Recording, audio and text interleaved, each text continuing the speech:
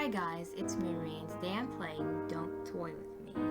And from what I can see, this game is about dolls who lose control and get out of hand, basically. And now we'll start.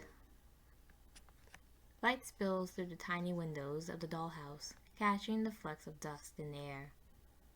Though it's early in the morning, the inhabitants have been awake for a while now.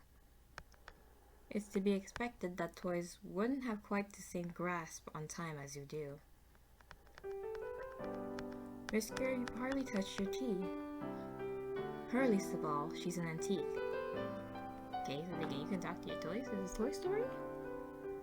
We'll at least pretend to drink it since I went to the trouble of making it. The stuffed rabbit sits at the table, a frown on its embroidered face.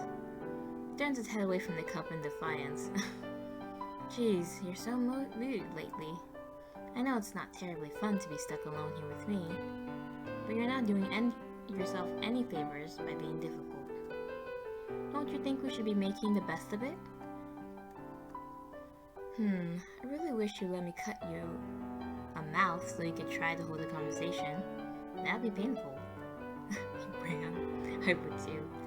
The rabbit scurries off across the wooden floor and down the stairs.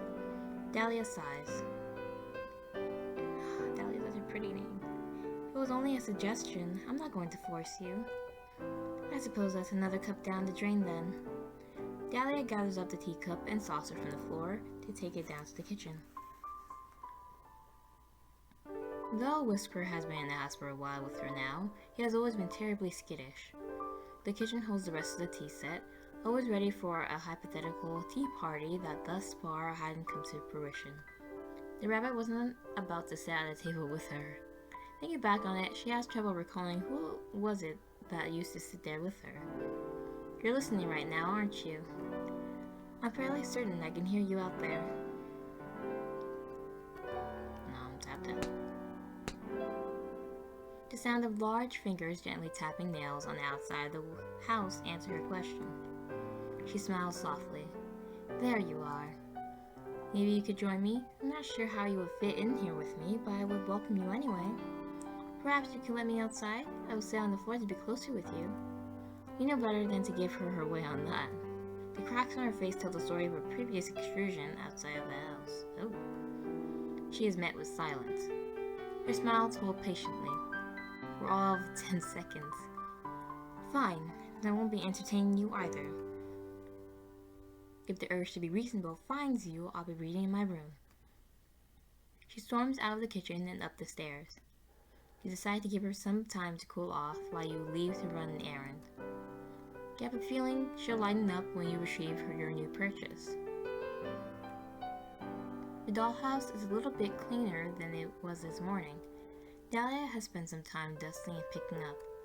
She prefers her home spotless, or at least she used to. Now it seems like she settles for clean enough, and she never bothers with the attic anymore.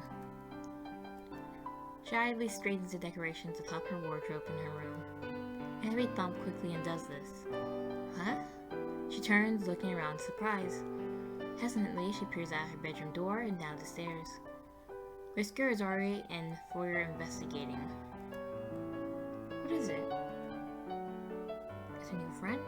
She descends the stairs, delicate joints clicking with each step. She finds a large box taking up the entryway. Oh my, a present? Her eyes light up with interest, running her fingers over the wooden exterior. There's a quirk to her brow when she realizes it's cheap, compressed wood. Something new, then? Whisker presses his ear to the side of the box. He comes back away when he hears a cough from inside, hiding behind Dahlia. What is it? She searches around the lid, unable to quite pull it up. She finally finds the hook on the other side and undoes it from the small peg that holds the lid shut. She practically throws the lid open, a bright smile on her face. Oh, Whisker, look! A new friend! Is he dead?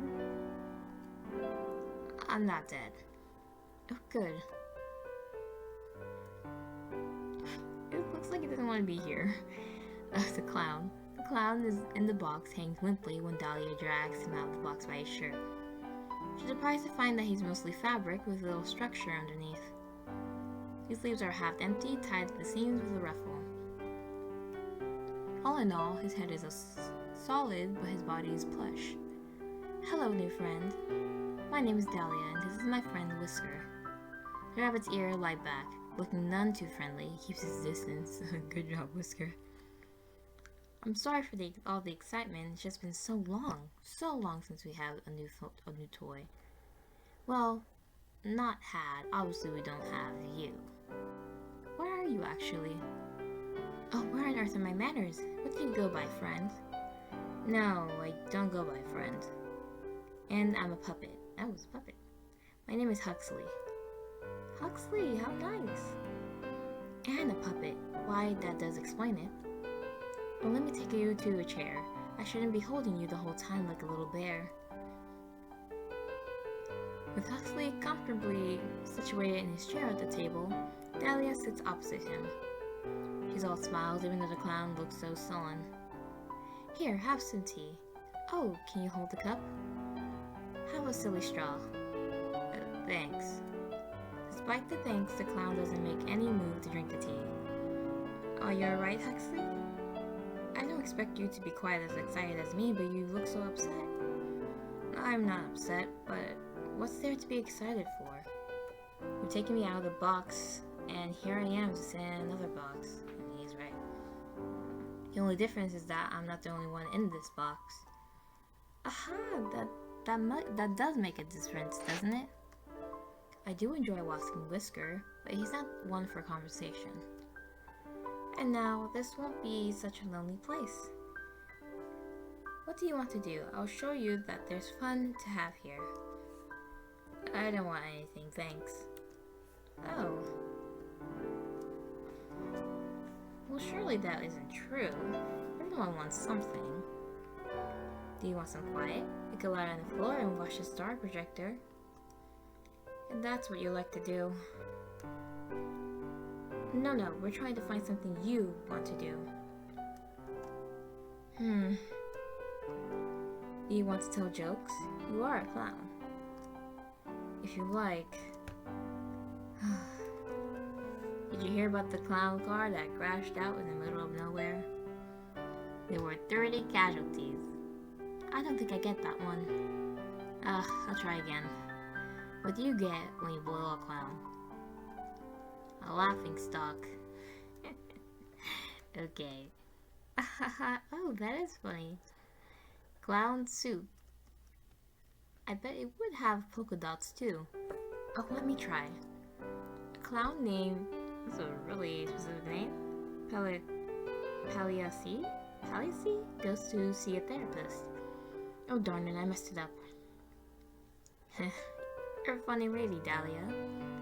Oh, you smiled. Oh, he's about to stop smiling. Oh, don't stop just because I pointed out. I'll start getting the idea you're determined to sulk. Sorry. I just haven't told any jokes in a while. No audience unless I got brought out just for that. So I stopped. What's the point? The point of telling jokes? The point of coming up with jokes if I only get to tell them when someone gives me the time of day. I don't like being a puppet. The only choice I get is to not participate. So I started doing that, opting out. Oh, so you just don't do anything? Nothing I don't want to do. Which I don't want to do much lately, so yeah, kind of. He looks uncomfortable at the direction of the conversation. It's clear that he hadn't had to explain himself at length before, especially when so withdrawn from everything. Dahlia, on the other hand, is clearly mulling this idea over in her head. Do you think you want to do more if you could get around better on your own? Since then, you can go where you like and not have to wait for someone to bring you there. That would make things easier for me. No offense, but I don't think I want you stitching anything onto me if that's what you're thinking. Huh? Why? Are you just assuming I'll be bad at it? I choose to keep my answer to myself. That wasn't what I was thinking about anyway. Wait here just for a moment. I'll try not to go anywhere. Dahlia leaves the kitchen, hurrying off back to the foyer. She stands near the box Huxley arrived in and looks up, her gaze aimless as though she isn't quite sure where to look. Hello up there, I imagine you're still watching, yes? Thank you for sending me a new friend. I know I've asked for one a lot, but I'm afraid I need to ask for something else. I'm sorry for asking so soon after receiving this gift. But it isn't for me, so I hope that you might make up for it. So do you think perhaps you could give me something to help Huxley move? Perhaps wheels or a wooden skeleton? Let's help. That's the kind thing to do. You suppose there couldn't be any harm in it? If the puppet is really so broken that it can't even keep her company, it doesn't do much good, does it? It will have to be a modification so simple that even toys can figure it out, though. You have an idea. Surely, with only a single item to work with, she'll understand what needs to be done. You place your gift in the box Huxley had arrived in. Dahlia looks on in surprise as she sees a large spring in the box. Oh, yes, this is perfect. Thank you so much. She eagerly plucks her prize from the container, needing both hands to carry it. It's as long as her legs at the very least. Seeing as it's a bit unwieldy, perhaps it isn't the best idea to bring it near the tea set? She ends up leaving it behind and fetching Huxley instead. It takes the pair a few minutes to figure out the logistics of the attachment, but in the end it is sewn securely to the opening of Huxley's body. It takes a moment to get used to balancing on the spring. Oh. This certainly is different. I think I'm getting the hang of it, though. The stairs will take some practice. That's what the railing is for, at least until you get better at jumping. Perhaps soon you'll be able to leap from the landing to the upper doorway in one go? She laughs at the idea, but he seems to be very seriously considering it. Perhaps so. Everything else is upstairs, right? What about the back room? More stairs, unfortunately, that's the doorway to the attic. And what's up there? More stairs? The ceiling's silly. And some old odds and ends, some things that just don't really have a place in the house. But they still have to go somewhere. Perhaps we could eventually convert it into a bedroom for you. Your cruelty knows no bounds, Lady Dahlia. Making a man able to jump, then putting him in a room with a low ceiling. Yeah, that's true. I didn't mean... I know, I'm only teasing you. For someone who kept wanting me to lighten up, you sure are good at recognizing a joke. Now don't tease me. But I'm happy to see that you're in a much better spirits. I am. I never had something like this. Though, is this really okay? What you mean? Nothing. I didn't like being a puppet, so I don't know why I should feel odd about becoming something else. Like a jack-in-the-box? I would never. I meant to say, I'm not getting back in that box. Of course not. But you will have to sleep somewhere. And I suppose the box can stay here in the foyer. I didn't know this place was called a foyer in a house. We can make it into a table or use it as a chest. I just don't want to have to carry it up to the attic. Whatever you do with it, it's not mine. But yeah, I guess this makes me a jack without out of the box. Which I also never do. Dahlia tilts her head in confusion once more. Huxley spares her any explanation of the joke. I'm actually feeling a little fidgety right now. I think I want to give the stairs a try. Will you show me the rest of the house if I make it up? Of course. If you can't, and if you can't, I'll carry you up. I'll make it up even if I have to drag myself up. Just, maybe go stand out of the way just in case. With some time and effort, and a couple of paintings knocked off the wall, Huxley manages to make his way up the stairs. Dahlia feels perhaps a few new cracks were added to her face from the worry with which she watched when he twice spilled backwards down the stairs. Luckily, the clown was not so delicate as she was. He bounced like rubber. Perhaps that's what he was made of. The thought remains in her mind that she'll have to remind her new friend that she is much more fragile than he is, but for now she hurries up after him to congratulate him and show him to the upper floor. The linen closet isn't exactly a room, but it's important to show regardless. The bathroom is of slightly more importance, of course, though perhaps less important than it would have been in a real house. Huxley notes a lingering smell of paint and powders in the bathroom. It must be where Dahlia touches up her face. Lastly, Dahlia brings him to her bedroom. I don't think I've ever had anyone in here before, well, aside from Whisker. You don't think so? Where is that little guy anyway? I kinda expected him to join us for the tour. Oh, don't mind him. He's so jumpy these days. I couldn't even tell you why. Perhaps he's less confident without other plush animals around. Did there used to be more? Oh, I can't seem to recall. I know I knew a teddy bear once. Perhaps he was a friend of Whisker's. She frowns, furrows her brows forward in concentration. Huxley watches on with concern. Is remembering things a regular problem for you, Dahlia? In a sense, I suppose it is. Very little changes in the house, so the days tend to blend together. If I have trouble remembering something, it'd be hard-pressed to know whether it's due to forgetfulness or because it happened longer ago than I realized. I recently started writing in my journal again, though, so that should help with more recent days. I wasn't sure where it was for a while, so I'll have to really make good use of it now that I have it again. Yeah, sounds like a plan. And if I get curious, I could always read up on what I missed before I got here. Absolutely not. I keep it locked, so you wouldn't even if you wanted to. Just another joke, Dahlia. I wouldn't read your diary. You better not. Now, what was I going to show you in here? Oh, I wanted to show you here in my wardrobe. I keep my dresses here, but it's full of many games as well. You can feel free to help yourself to any of them if you find yourself looking for something interesting to play. I just added the word. I have my bookcase in here as well. I have all the classics. Pride and Prejudice, A Little Princess, Hans Christian Andersen's Fairy Tale Collection. Pride and Prejudice in there. Miniature-sized books. Quite the collection, Dahlia. Are you teasing me again? No, they're just very you. Huh? Except that one. The complete short stories of Edgar Allan Poe. A little bit of a gothic at heart, are you? I did say I love the classics. What about you, Mr. Know-It-All? You're making yourself sound rather well read. I've just heard my share of bedtime stories in my day.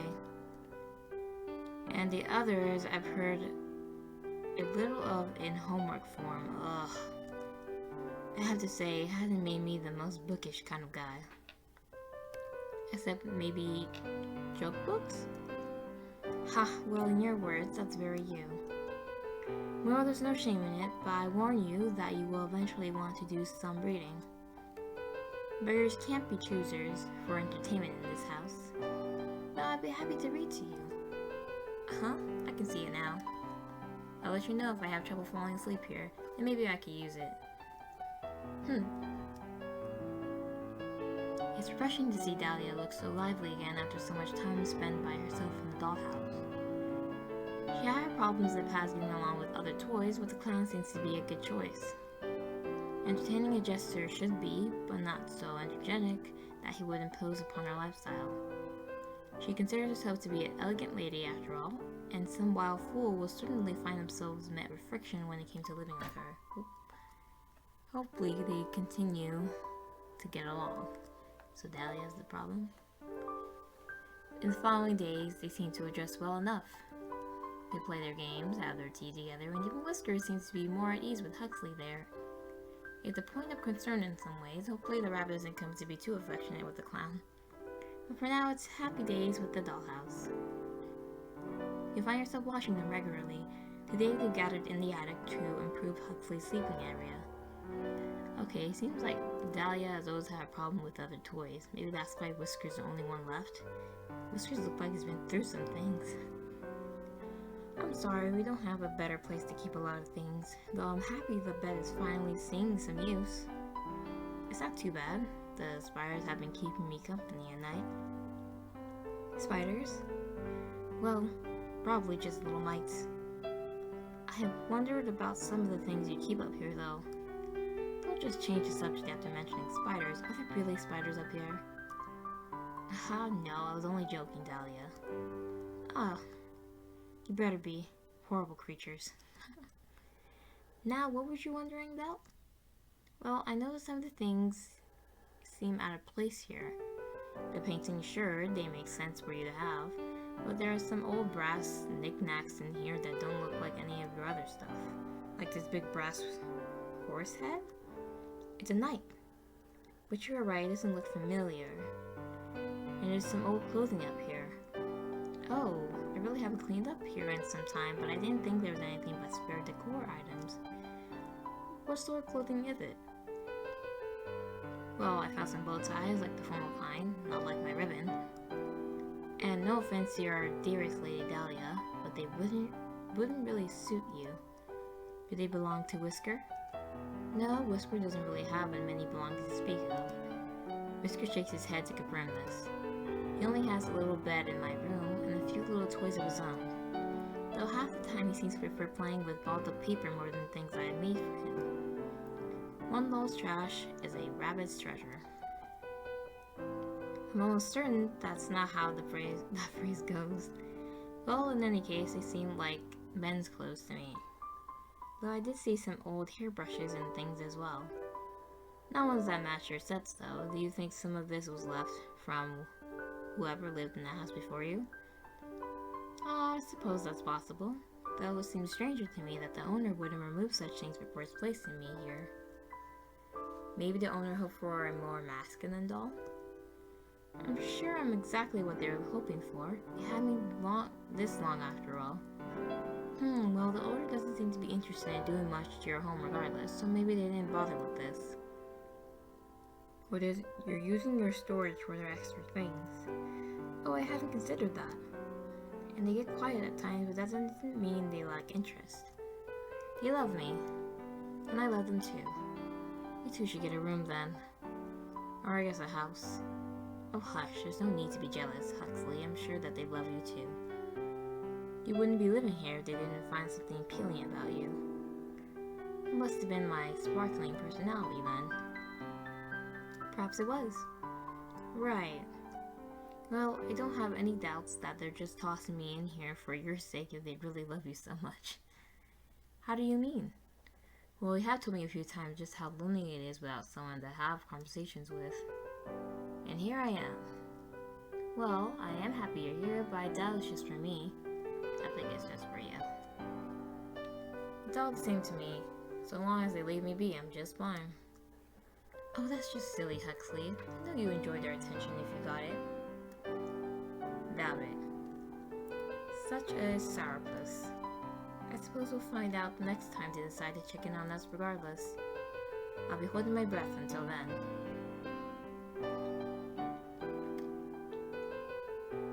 The conversation comes to a stop as the pair go back to cleaning, but it leaves you with some thinking to do.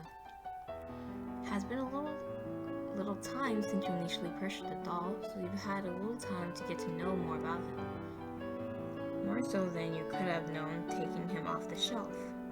At this point, Huxley is winning you over? Dahlia room's a favorite? Oh god, these two questions are gonna I honestly like Huxley better than Dahlia. I don't know. Dahlia's kind of,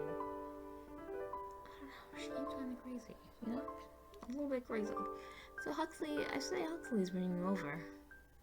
It would be a lie to say that the clown wasn't growing on you. Though at first you did only bring him to the dollhouse in order to provide Dahlia with some company, he's a funny little guy in his own right. Even if not always through his jokes. You'll have to start thinking of some ways to make him feel more welcome in the house now that you know Dahlia will be able to get along with him. Things are fairly peaceful in the dollhouse for some time after. You check on the toys from time to time, a little more frequently than you would when it was only Dahlia and Whisker in the house. It's more active than it has been in some time, so there's more to see going on. You decide you'll be adding some new things for them from time to time to keep up this level of activity. Try that piece in the bottom right there. Whisker leans forward against the table to move one of the pieces of the jigsaw puzzle. His little paw nudges it carefully down to fit within its place. Oh, okay, that's part of the red costume. That's why the color is so different. Oh, what are you two up to in here?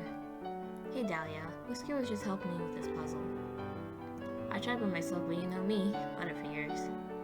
Huxley says this as he extends one of his digitless thumb arms before lowering it again.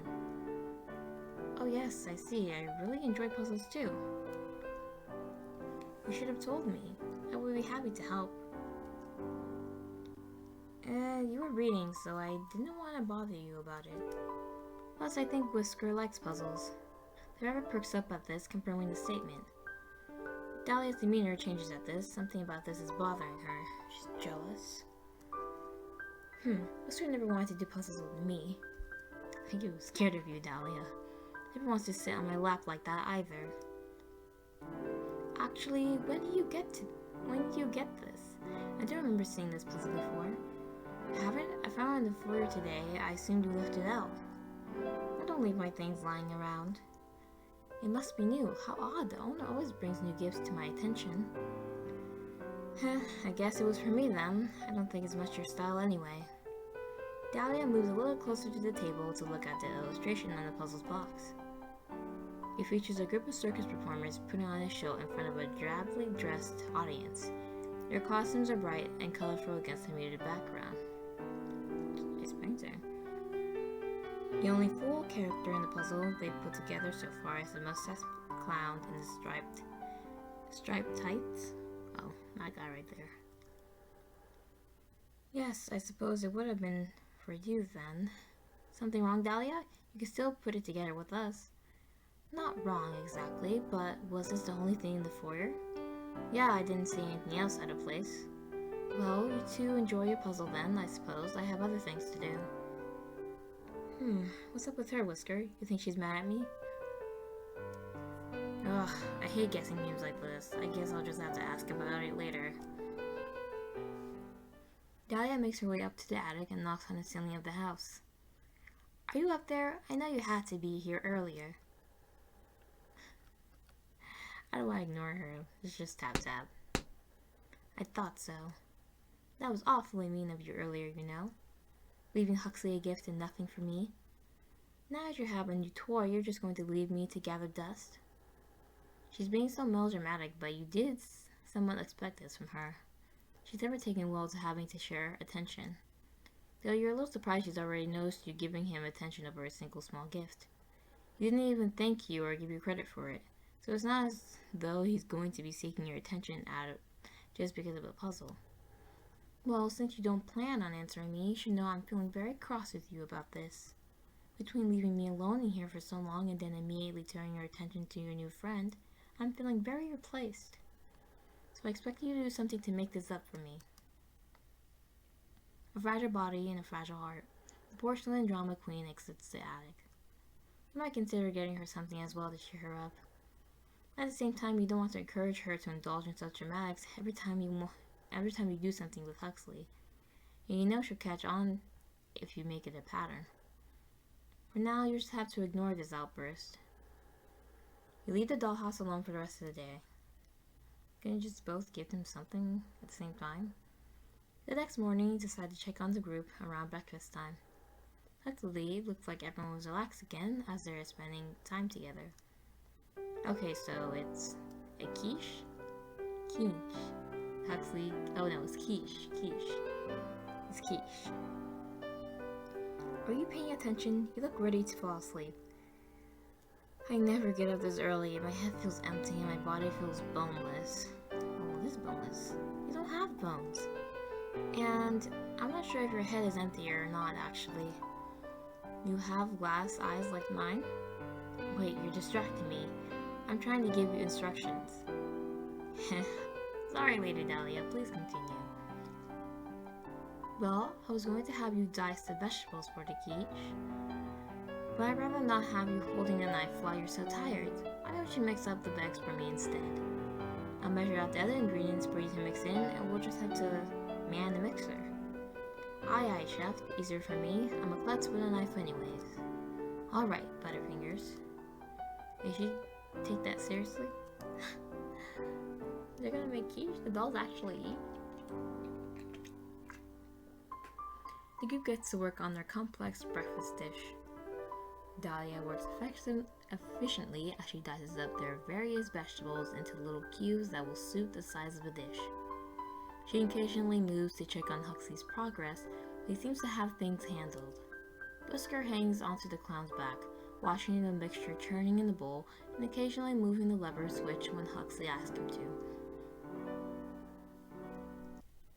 As you watch, you start to notice how much Dahlia looks over their way, a small frown on her face.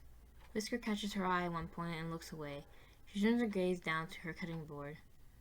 By the time everything is put together to go into the oven, she's on edge. She excuses herself from the kitchen, asking Huxley to set the timer on her way out. She heads to the foyer. Okay. Stepping into the foyer, Dahlia spots a handful of items on the box turntable that Huxley arrived in. A couple of colored balls, some silk handkerchiefs, squares, also colorful, some oversized playing cards. Nothing she'd really be interested in, but there is one particularly ornate item among the group. She approaches and picks it up. Oh, what a cute little cane! I usually would prefer parasols, but this is nice. Ah! As she turns the wooden cane over in her hand, she observes a metal handle at the top.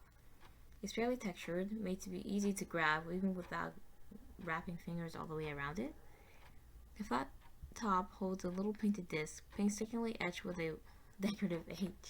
Oh my god, you're like showing your favoritism though.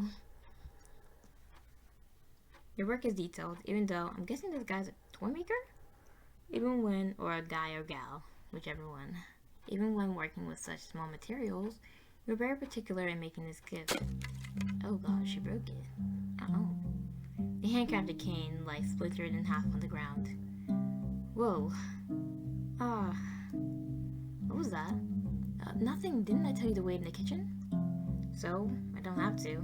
And I was worried you were acting weird. Are those for me? Dahlia kissed the handle of the broken end of the broken cane behind her with her heel. Probably. Looks like all of it is for you. Whisker skitters across the foyer to Huxley's side, carrying the cane handle on his paws. Whisker! His little plush steps went unnoticed by the larger toys in the room. Huxley takes the cane and looks to see what Dahlia is hiding. Geez, Dahlia, what's your problem? Seriously, what did I even do? It's not you. I'm just upset with the woman right now. I was really angry and I just picked up the cane. I was so mad I just hit it against the box without thinking and it broke. It was an accident. Yeah, sure. Bull. You didn't break anything else. You only broke something that was just for me. Huxley, are you crying? No. I honestly didn't think it would mean so much to you. It was just a cane. It was made for me. Nobody's ever made something just for me. You have so much. You want to take away what I've got too? It was an accident. You already admitted you thought about it. That's enough. You're very upset with Dahlia for this, and you can see Huxley getting pretty worked up. Poor Huxley. Let's just separate them from now. And put Dahlia where you don't have to look for her for a while. This is all your fault. But you put Dahlia away in her room and locked the door. Huxley, who was already upset by the turn of events, is terrified at seeing your hand enter the dollhouse so suddenly. There isn't much else you can do but leave him alone to calm down. Dahlia pounds on the door of her room. You can hear her voice cracking as she cries to you, threatens you, says whatever she can think of to be absolved of any guilt. She just doesn't want to take responsibility for what she did. You decide to leave her in there until you're feeling less upset about what happened. Whenever that happens to be. For now, you decide to focus on making a new gift for Huxley. You hadn't expected him to be so sentimental over it. But knowing now that it's so meaningful to him, you're newly motivated to make something for him that he'll enjoy. He was willing to accept something like that from you, even with his fear of your physical presence. It's a good first foot in the door to actually bonding with the clown. But what to make? Portrait, a new bed, make the cane. Do I make the cane?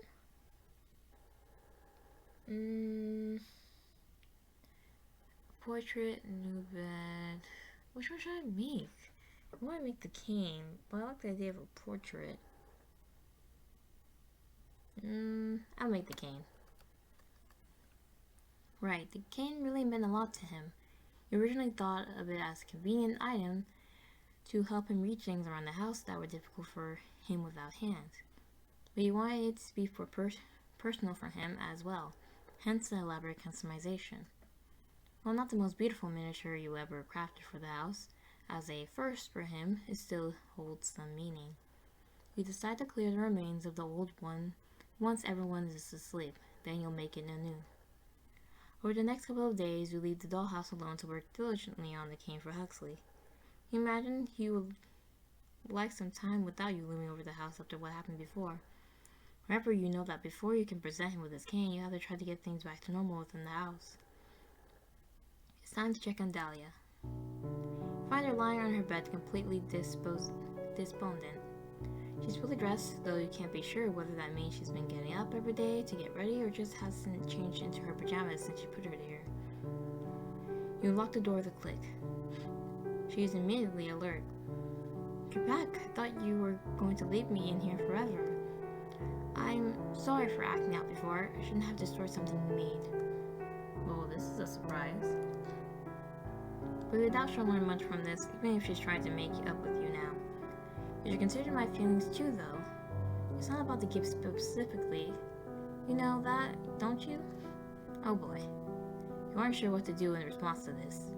She looks ready to burst into tears and you're still pretty cross with her. This doesn't negate your suspicions, she's only trying to get your sympathy, so you forgive her for acting out. She looks up and around the room expectantly. When nothing happens, she slowly sinks. I see. You don't want to talk about it right now. That's fine. It's fine. I should go let Huxley and Whisker know I'm out again. And I suppose talk to Huxley about this. I love you. Please talk to me soon. She anxiously hurries out of the room, her posture stiff and her expression full of worry. Just in case you stick around to listen in on her and Huxley. I wonder what she did when she was let out. Find the conversation already in progress, but their voices are low and hard to hear. Perhaps Dahlia didn't want you to listen in. I was just worried that's the direction this is going. I don't remember it clearly, but I do have some mentions in my journal. I don't think it's out of the question that replacement is what they have in mind. Well, I don't know them very well, so I couldn't say that, but when I got here, you tried very hard to tell me how much you trusted them on stuff. Plus, don't you think that's kind of enough reaction to a few gifts for me? Yeah. This house is already full of stuff for you, so it's just common sense that more things will be added for me to balance it out. You just don't get it. My bond with them is special. So I can tell when they're pulling away. Well, so what then? So what? Yeah, I mean, they put me in here for you, didn't they? Sound like you'd be alone even if they decide to focus their attention on me. That's not the same. Oh. I'm not trying to say I don't like you, Huxley. I like you a lot, you're my friend. But the owner, that's something else different entirely. My friendship with you makes me happy, but you don't give my life purpose. Nobody can do that for you, Dahlia? I know you think you're just made for us for them, but here's the thing. You have no purpose, nobody does. Nobody can give you one. That's the awful truth. You have to get it by in life on your own will. Or just spin your wheels like I was when I just gave up. It's your own choice. There's no pressure to live for someone else, but there's no drive outside of your own wants. And that's difficult, but it is what it is. But that can't possibly be right. And how would you know anyway? You spent your whole life just moping around, hating what you are. Just because you lack any purpose doesn't mean I do too. She's right. I should have known better than to confide in you. You don't get it because you've never been anyone's favorite. Hey. Well, I'm Whisker's favorite, that's for sure. Yeah. Ugh. She's still arguing. For the second time in just a few minutes, Dahlia storms out of the room. Though this time it's clear she's angered, then she is upset. But at the very least, Huxley stood his ground this time. Dahlia looks like she's going to go sulk over tea in the kitchen, so you feel safe in leaving them alone while you get back to work. As long as she isn't at his throat, she can be mad all she likes. Oh wow, today you finished your cane for Huxley. Rather than draw attention to it, you left it in the foyer for him to find. You're excited to see his reaction. He carefully picks up the cane. It's not a perfect recreation, but one you took a little bit more time with. Tiny relief carvings can spiral down the cane. They aren't detailed since scale is a different factor for you, but they were chosen with care. Stars and simple comedy and tragedy masks are in the main motif you chose. Even a miniature cane, so like, this guy is really skilled. The masks feature prominently on the metal handle as well. It's certainly more ornate than before. But you use the same H initial, the medallion, as before as the inlay. A careful reconstruction of the original gift, with a little extra love put into it to make up for the loss of the first. He holds it with his arm, standing there in a quiet thought before he breaks the silence. You're probably around, right? Right, there you are. Geez, I just realized I don't really know how to talk to you. Especially since I've been avoiding you. You have to have noticed that. Sorry about that, and thanks for this. I really didn't think you cared about me at all. It tends to be pretty easy for you to just think of me as an object for your entertainment. But you surprised me. I don't think I'll be dressing up all swanky to match this thing, though. It'll be for knocking stuff off shelves and helping me up the stairs, and that's it.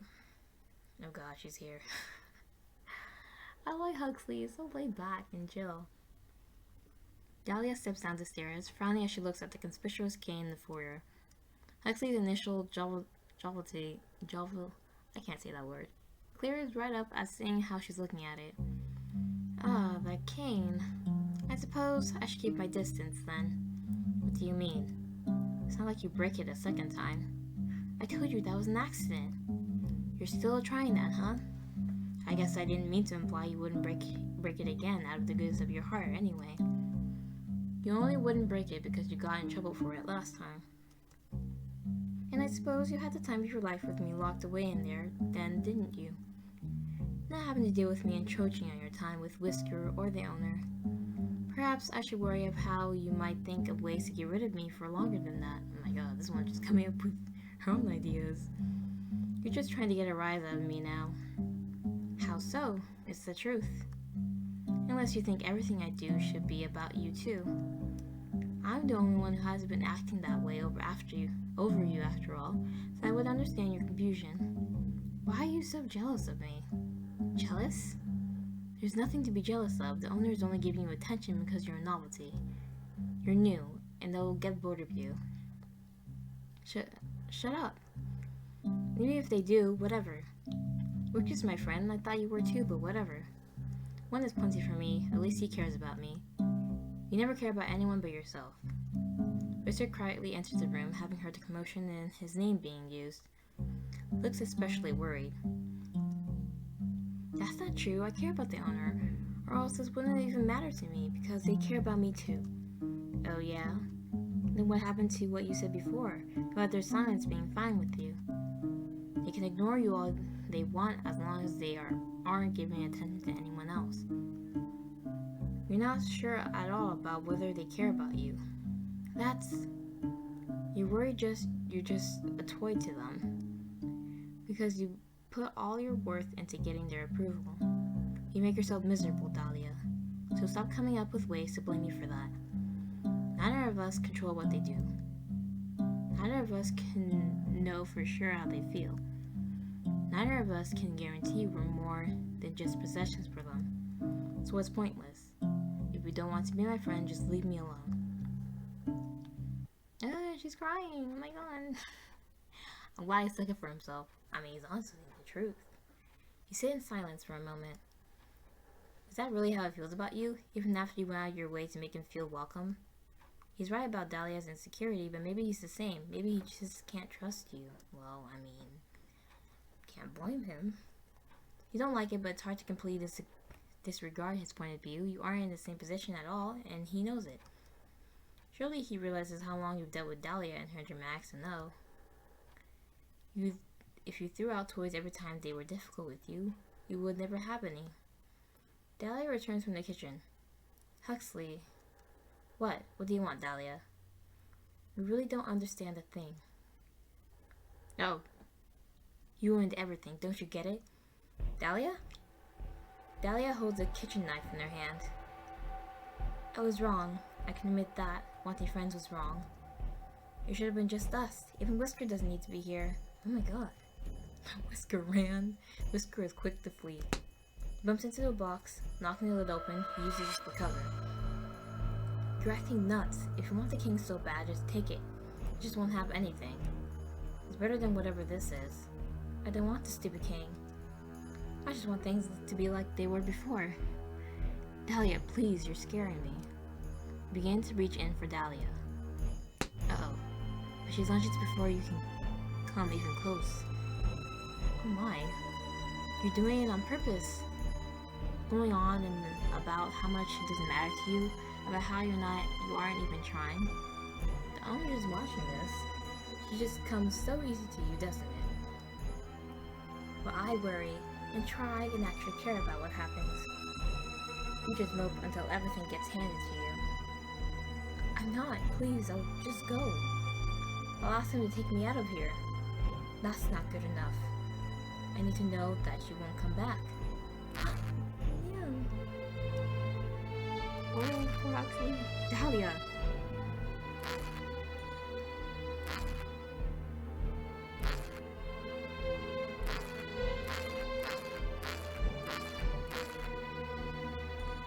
Oh no. With the knife swinging, there isn't much for you to do but wait. Really? There's nothing you can do? Nothing? You can pick Dahlia up? He stopped moving early into the attack. She even tore out his spring and tossed it across the room. Not that he had been able to use it to get away. My god. He's barely recognizable as the puppet you chose by the time she stands up over him. His upper head was split right up the middle and now lay split on the ground like open butterfly rings. No. Poor Whisker. It's like each half of his face is a mask, each displaying a different emotion held in his final moments. Yeah, that's pretty cool looking. I'm sorry, it just looks cool. His lining is shredded, his stuffing tossed every which way. He's beyond salvaging. Whisker, you weren't always so bad, so I'm sorry about this. Oh no, Whisker! You step away from the dollhouse. How did things go so wrong so quickly? This is all your fault. You need to find something to put Dahlia in. Can't leave her in there, but you don't want to pick her up while she's acting like this. The knife is the size of an X-Acto blade to you, but you don't doubt that she would stick it right through your hand if she gave her the chance. Yeah. Assuming she didn't go for a vein instead. Find a jar that should be about the right side and grab a large paintbrush to shove her into it and return to the dollhouse. You're met with a burning smell and the sight of smoke exiting the windows. Find Dahlia sitting in the attic. In the brief time you were away, she set the room ablaze.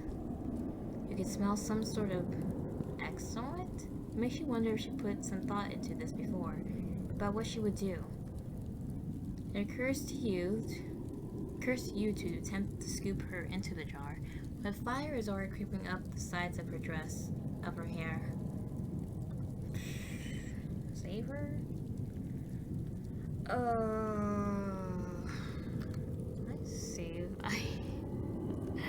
Do I really want to save her? I mean, let me save this part.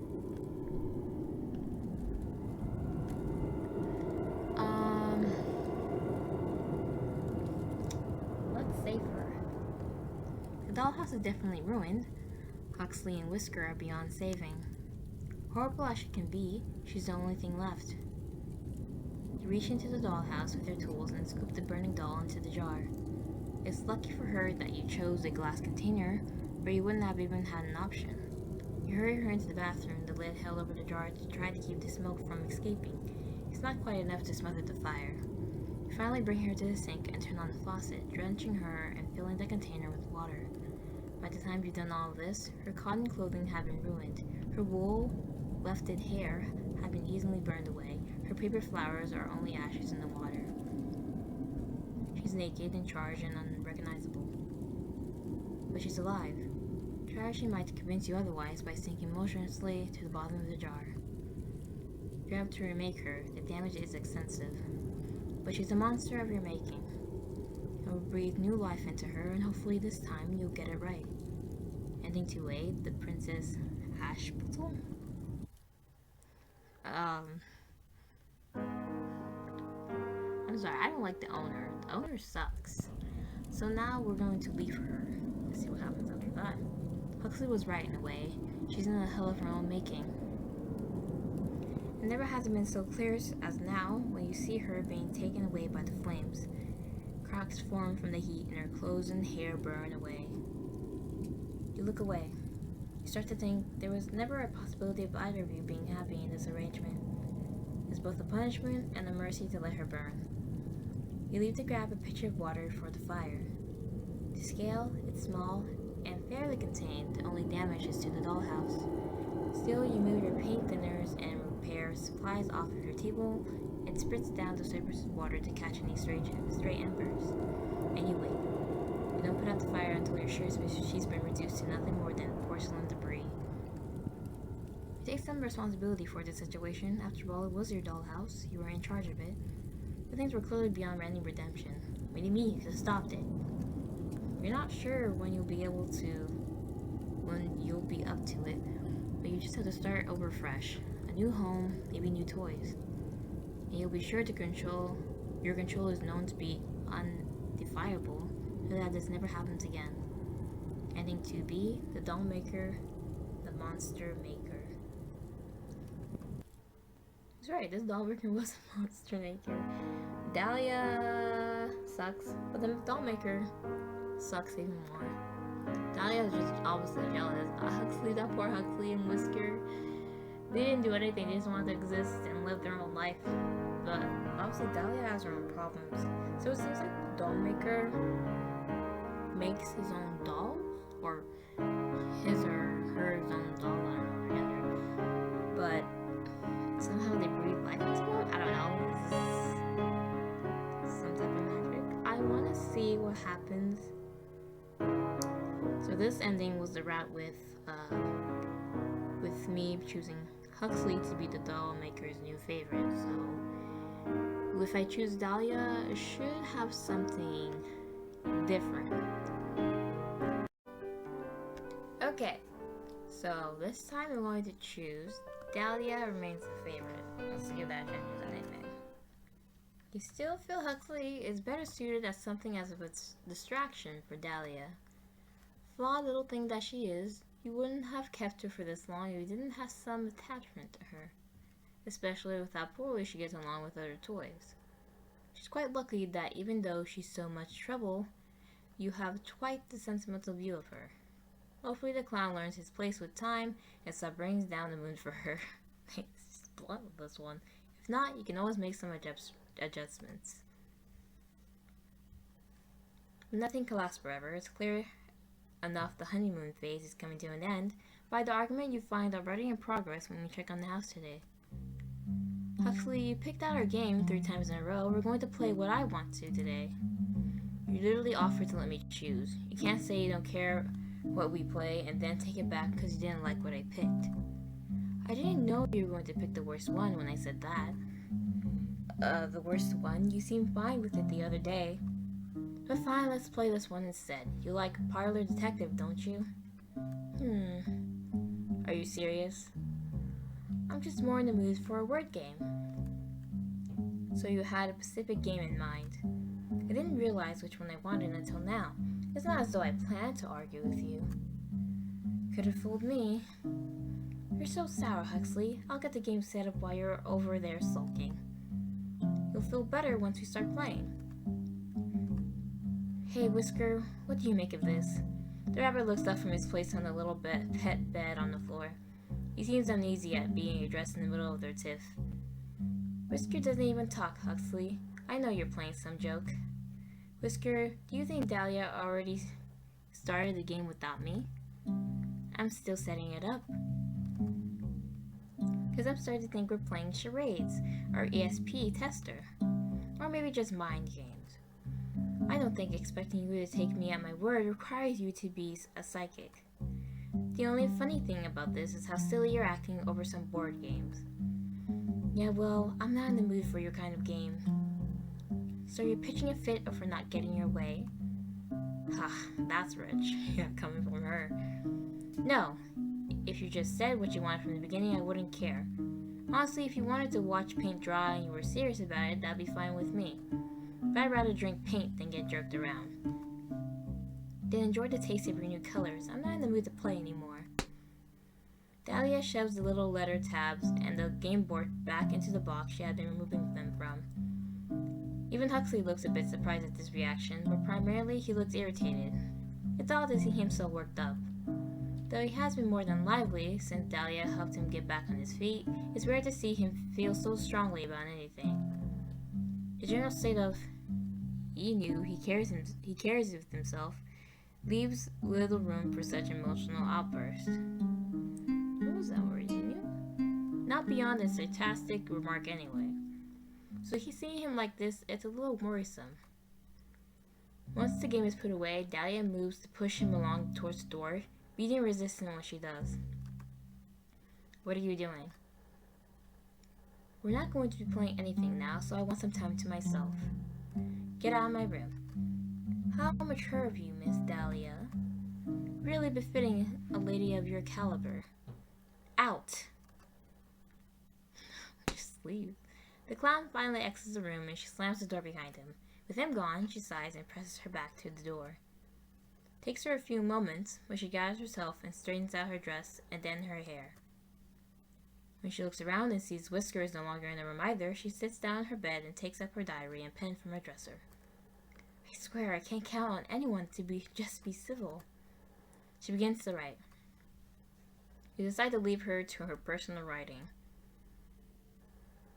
Next morning, you decide to check in on the dollhouse to make sure things have cooled off from the day before. Dahlia is waiting in the kitchen, presumably for the other toys. She seems to be lost in thought. This distant look leaves her face when Huxley enters the room. You can tell by his expression he's worried of what she might say to him. Presumably, they haven't spoken since their fight. It's probably good that you're here to watch them just in case. Good morning, Dahlia. His tone is flat, cautious perhaps. Good morning, Huxley. Dahlia's greeting is chipper. Her tone sings song as though she doesn't even recall the fight before.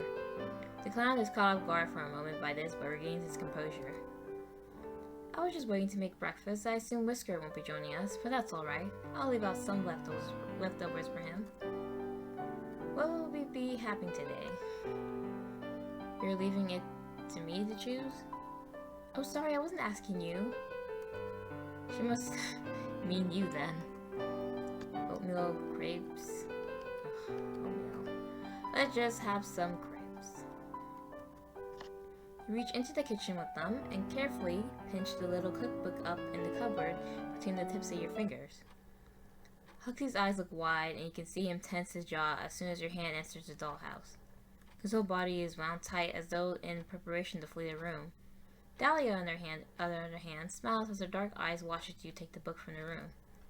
You grab one of their tools to help with moving the pages, a thin pair of tweezers you usually use for toy repairs. God, he's scared. Poor Huxley. You just tear the pages out if you try to handle them yourself. You carefully select the recipe, then hold the book in the tweezers to keep it open as you return it to the room. Dahlia reaches up to accept the book out of the tool's grip. The puppet shows a sliver of teeth between his lips but doesn't speak. You take your hand back out as soon as the item is passed off. You aren't sure what he's thinking, but you can tell he is very upset by your intrusion upon the toy space. Oh, it has been a long time since I've made crepes. I have some wonderfully juicy strawberries in the fridge as well. They'll be perfect for this. Huxley, do you prefer yours with chocolate sauce or just whipped cream? I'll have however you're having yours. How can you tell when they're here anyway? You ask so readily. Oh, I ask every day. You usually sleep in, though, Mr. Lazybones. Lazy no bones. Yeah, well, I was having trouble sleeping, so I'm up early. Oh, let's have some chamomile tea before bed tonight, then. I'm sure you'll sleep well then. Yeah. We'll worry about that tonight, though. For now, I have crepes to make. You're going to love them, I promise. But since they are rather troublesome to make, I'd like you to help us as well. Of course. I can't cook, though. I'll be doing all the cooking. I just want you to slice the strawberries for me. And do you be careful with the knife. Watch as Dahlia starts to prepare her whipped cream and crepe batter. She periodically stops to correct Huxley on his cutting technique. Each time he seems a little bit more discouraged, but he doesn't remark on it.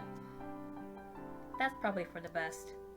You watch until Dahlia starts putting together the crepes, lovingly rolled into little cone shapes and filled with cream and fruit. At some point, she recut some of Huxley's strawberry slices into hearts to toss them with it. She's acting all nice now. Things seem peaceful again, so you leave them to their culinary work. Hopefully the morning together helps them put that argument the night before behind them. Your hopes that the toys wouldn't need much more supervision to keep going along turn out to be a little too optimistic. You find yourself regularly checking in on them when you hear arguments breaking out in the dollhouse. Despite Huxley's original harsh demeanor towards Dahlia when she would snap at him, you find he is becoming more and more upset by these developments. You never really took him for the emotional type. You're not sure what to make of it, but Dahlia is convinced that he has only crocodile tears for her. Even if so, you find yourself worried about the state of the dollhouse if they continue to bicker this way. You only brought Huxley in as a way to keep her entertained and to provide her with some company that would actually talk to her, but you're starting to wonder if that was the right decision. The mood in the house has become unhospitable, and you sometimes find yourself considering separating the two by adding an extra wall to divide the dollhouse. But that would hardly be a practical solution. Like every other day, you find yourself checking on the dollhouse when it becomes too quiet. You need to see what the two inside are up to. You see Dahlia is currently having some tea in the kitchen by herself.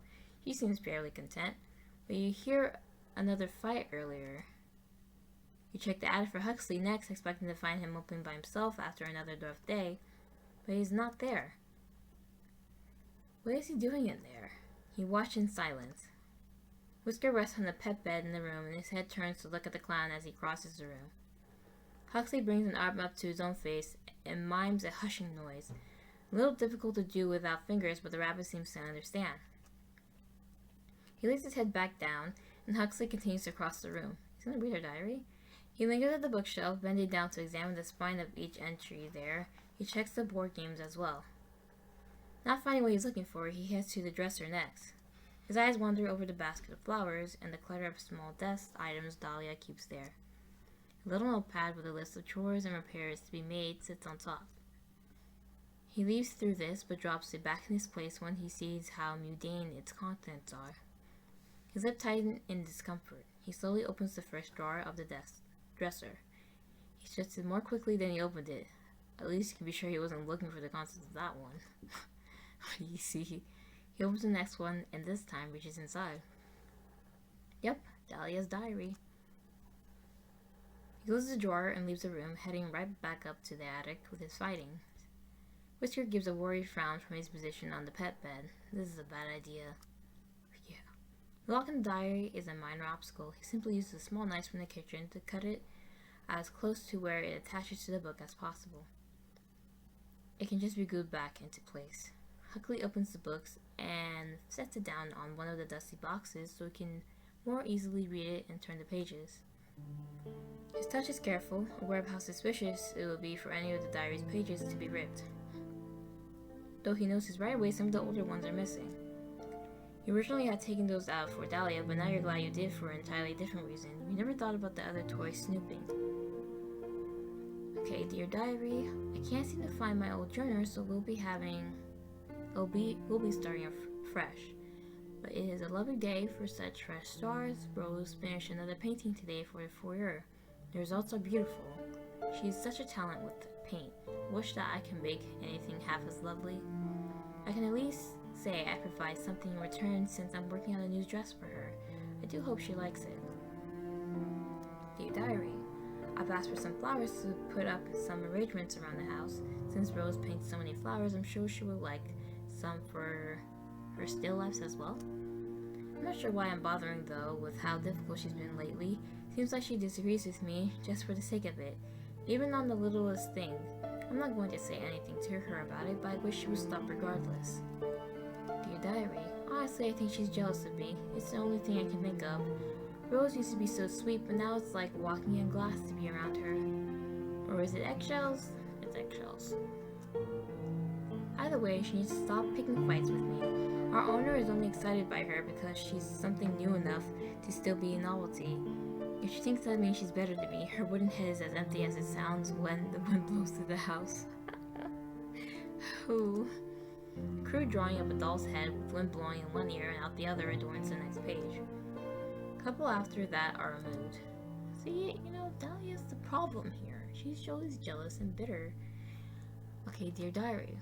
I'm terribly lonely here. I think the owner sent Rose away due to my complaints.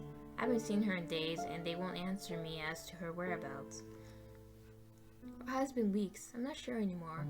I suppose it can't have been days since I'm having difficulty remembering exactly when we last spoke. Even picturing her face.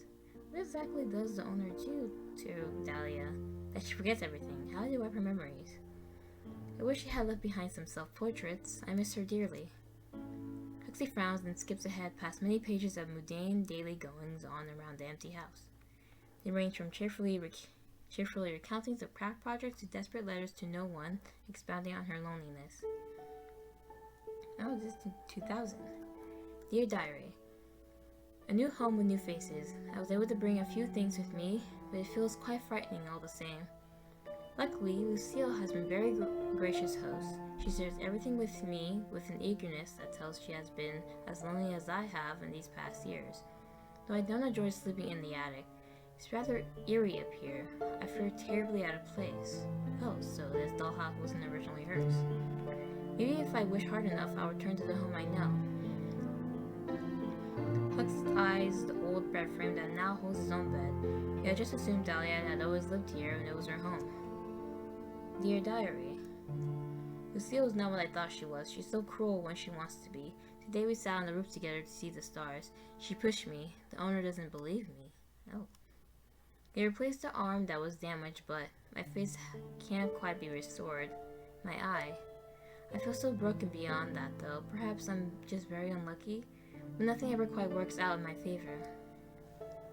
If I can convince the owner of what Lucille did, perhaps they'll actually do something.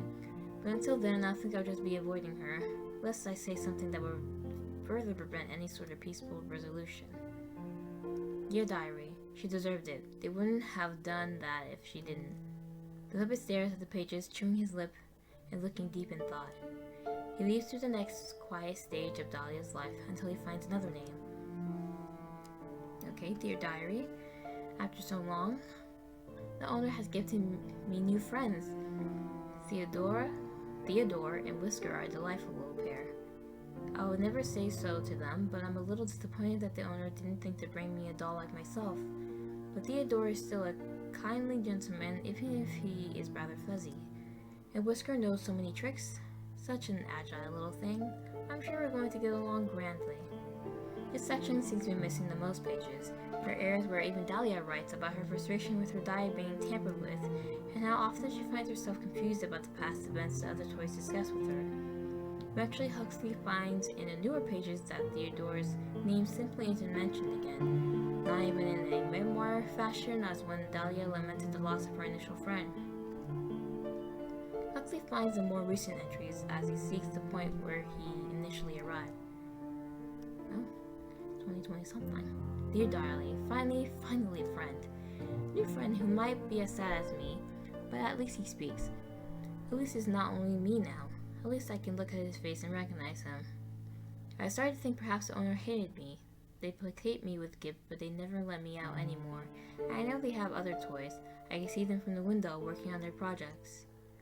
Only just barely. I don't always understand what I'm seeing, but I know that's what they're working with. Unknowable things, but knowable faces. If Huxley hadn't arrived, I don't know what I would have done. I was at my wit's end, but finally things are normal again. Dear Diary, Huxley is a curious fellow. I rather appreciate the humor he brings to the house. Even if I wish Whisker wouldn't look at him quite so interestingly, Whisker annoys me when he can. Whisker remembers stuff. But I'm happy to share my books and my time with Huxley. I don't know if he understands our situation quite the same way that I do, but he likely already knows that there won't be more toys added to this home after him. Unless one of us were to be replaced, of course, but I wouldn't let that happen. Wouldn't let either of us be replaced, or wouldn't let herself be replaced. The rest of this is just about things we've done together, though she does kind of talk about me like she thinks I'm stupid or something. Huxley frowns and finally closes the diary. This was a waste of time. And now I have to fix the trap too. I remember seeing some glue in Dahlia's scrapbooking supplies. I'll just use that. Leaves the attic to return the book to its original hiding place in the bedroom. Uh-oh. Dahlia's already there. What was he expecting? Why are you acting like that, Whisker? You funny little bunny. You never tried to play with my things before. Now give my hairbrush back. Come on. Huh? Huxley tries happily to hide the book behind his loose sleeves. Oh, nice job, dude. You've been caught. Oh, hey, Dahlia. Hello, Huxley. Do you need something? No, it was really quiet up in the attic. Oh, isn't it always, though? She didn't see it. She smiles, amused by what sounds to her like a very silly excuse to come find her. I was just brushing my hair until Whisker stole my brush. Silly little thing. Whisker tenses as Dahlia reaches for him. He squeaks as she picks him up by the scruff. Dahlia, be careful. That looks really uncomfortable for him. Oh, he's just being dramatic. He always is when I pick him up. She tugs on the brush and Whisker's paws. Huxley finally catches on to why the rabbit is acting so strange. He tries to inch closer to the dresser while Dahlia is occupied with the Whisker. Oh my god, it slides. The book slides right off his grip and onto the floor. He tries to lean over towards the dresser. Oh, he's been caught. You've been got. Dahlia drops Whisker, her eyes trailing down to where her diary lies on the floor. She looks stunned. But only for a moment. What are you doing? Dahlia, That's my private writing. What's wrong with you? Coming into my room and stealing things? You horrible creature. I had a reason, okay? I'm sorry. I shouldn't have done it.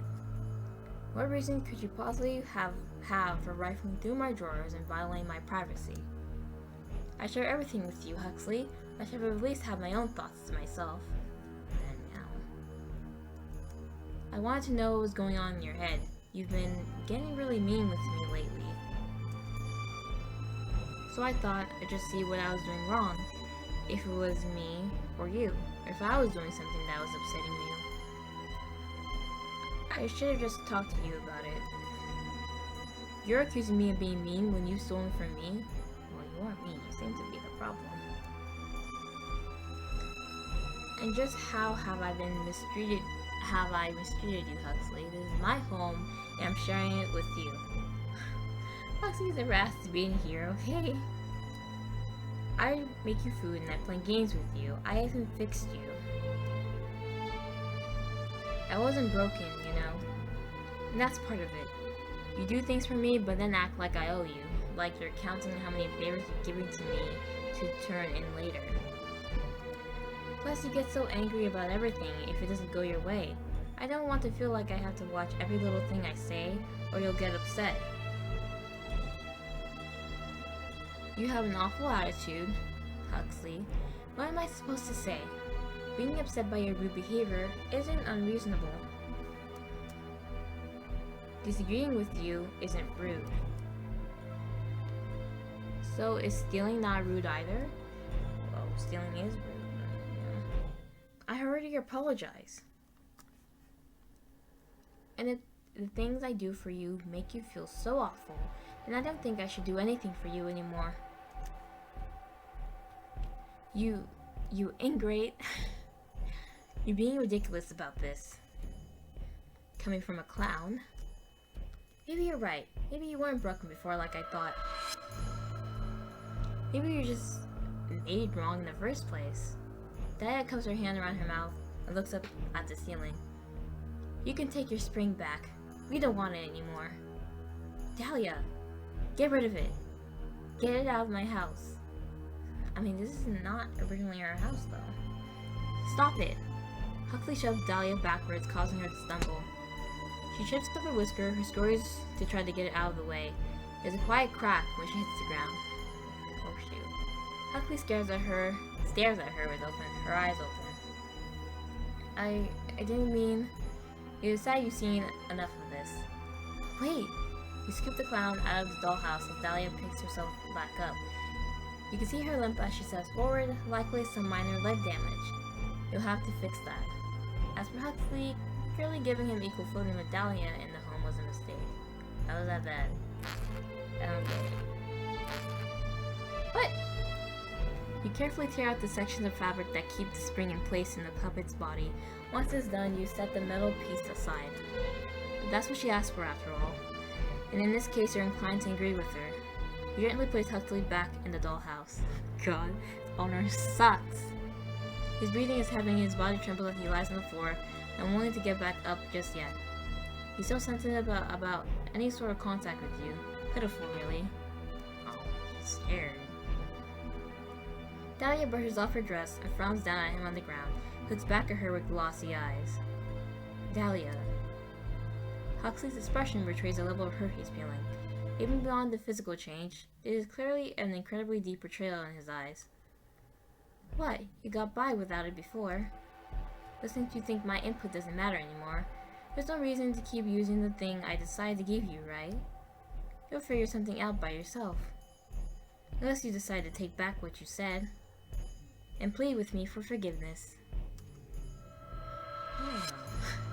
Huxley's expression darkens and he goes quiet. His silence hangs thickly in the air, stifling the mood in the room. Whisker looks uneasy despite the look not being directed at him. He's quick to leave the room. Well, Dahlia, if you really think you're right about this, your face isn't the only thing that's cracked. The doll's eyes widen and she shoots the clown in discourteous and infuriated look. Ugh, can't speak anymore. Is that so? I guess I'll be taking the attic back as well. You came with the room anyway, didn't you? You can sleep in that box. How about you give me your bed instead, since you'll have to sleep in mine if you want to keep me out of it. You're so ridiculous. I thought we were friends, but your jealousy clearly is too much for you to overcome. It's such a pity. Why couldn't you just play nicely, Huxley? I was playing nicely, that was my mistake. Just watch yourself if you're thinking about getting mean with me, Harlequin. You know our other friend will be quick to punish you if you raise a hand to me. Huxley's eyes search the room, passing over the ceiling, the windows. He knows they're watching, which he should. You don't want him getting any ideas, considering you already had to compensate the spring. God, this guy sucks. And just like that, he seems to lose all energy. You're right. It's pointless. So why don't you just go crawl back in your box? Huxley says nothing as he leaves the room, having to pull himself along onto the floor. When he reaches the stairs, Whisker at least helps him along, once he's sure Dahlia can't see. Oh, Whisker is so nice. Whisker's really our friend here.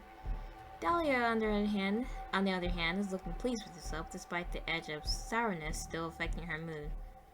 Honestly, can you believe the nerve of him? I do so much for him and he decides to treat me like this in my own home. Clearly, he forgot whose house this is. I shouldn't have expected much sense from a clown anyway. Thank you for looking out for me. I knew you would. We've been through so much together. I love you, my dear. When you check on Huxley, he really has returned to his box, curled up inside, much like when you first put him in the house. You imagine that he'll get over his move with enough time. Hopefully he comes back out with a new attitude as well. You expected a little better when you chose him honestly. In any case, you're glad that that little problem has been taken care of. Oh, Later in the evening, a surprisingly loud sound draws your attention back to the dollhouse. You check the foyer first. The large mirror near the attic door remains intact. Huxley doesn't seem to be in the box anymore. He must have snuck back up to the attic to sleep.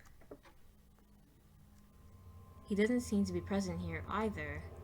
And it appears the picture frame in the room also wasn't the source of the noise, as it's still in one piece. You already saw into the kitchen from the entryway and it's completely dark. So that leaves... You decide to check Dahlia's room. Though it's unlikely she does have a decorated window, it would be possible to break, as well as various glass knickknacks. It looks like she's awake as well, as you see a dark shape on her bed. Closer to the bed, you realize there is something lying on the floor. The brass night piece? You're putting off the inevitable. You finally move the curtains on Dahlia's bed to look in on her. Oh? Oh, man. You smashed your face. Ah, you're here already. I kind of expected to see you in the morning. Whoopsie. I guess it is a little awkward for you, isn't it? You look at Dahlia's remains on the bed. One of her glass eyes rests on the comforter.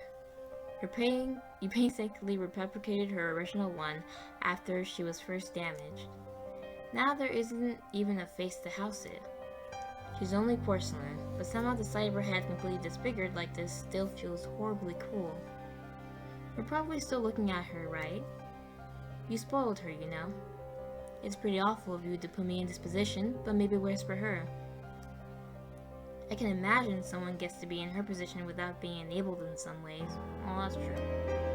Maybe that's why she can't get along with anyone before me. Oh god. But hey, you have a new favorite now, right? Even if you hate me, I'm the only one now. Or do you only like pretty little dolls? Oh, I didn't do anything to Whisker. I haven't seen him since I got the chess piece from the attic. What do you care anyway? If you liked him, you wouldn't have let Dahlia treat him like a pet. Doesn't matter now. I hope he got out.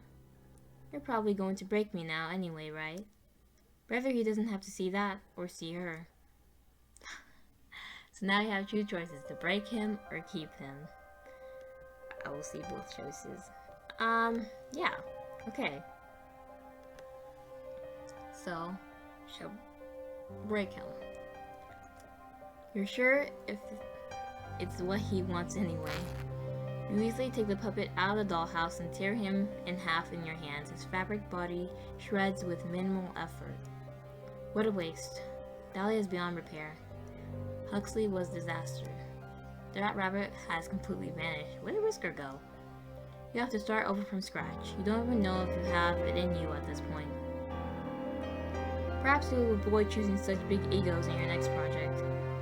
It only causes trouble when they crave to be in control, knowing you're the only one with any control here. Well, say for instances like tonight. Even humans can't control everything. And one, you spoil her. That's right, he did spoil her a lot. Alright, and now let's see what happens when we keep him.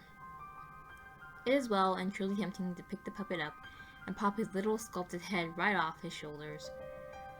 But what would be the point of that? You have nothing left, just an empty dollhouse. You're not sure how you managed to lose control of this situation so quickly. You were only away for a little while. You shouldn't have to watch the house for every second of every day and night to avoid these kind of disasters. You can never stop it when it happened with Dahlia. Of course, you couldn't stop it when it happened to her either. In the end, maybe it is for you for not maintaining a better balance in the household. You can't be sure. Leave the dollhouse alone for now. You may come back to check on Huxley or start the arduous task of attempting to build a connection with him. It shouldn't be impossible, even if he is a difficult type. Dahlia was the difficult type too. It took a lot of work to get her to do as you wanted, and involved a lot of compromising. Maybe too much compromising? If you hope to ever introduce new toys to the dollhouse again, you'll have to hope you've learned from your mistakes with her. The clown caught you off guard this time, but soon you'll be in control once more. Ending 1B. your new favorite. Okay, and that's the end of Don't Toy With Me. I think there are only 2 endings. Well, yeah, there's basically only 2 endings, and yeah. So, the problem I see here, it's completely the owner's fault. He never, kept Dahlia in check. He just let her do whatever she wants. Dahlia has just a big ego, and she really thinks she's all that. And Huxley is... He just seems like a doll that he likes to compromise on things, but he just got tired of it, like all the other dolls before him, and they eventually either got off by Dahlia or taken away by the owner. And somehow Dahlia maybe the owner takes away her memories, or maybe Dahlia just deletes her memories of other dolls. Maybe she has some type of split personality or something. I don't know. Well, thank you guys so much for watching this video. Bye!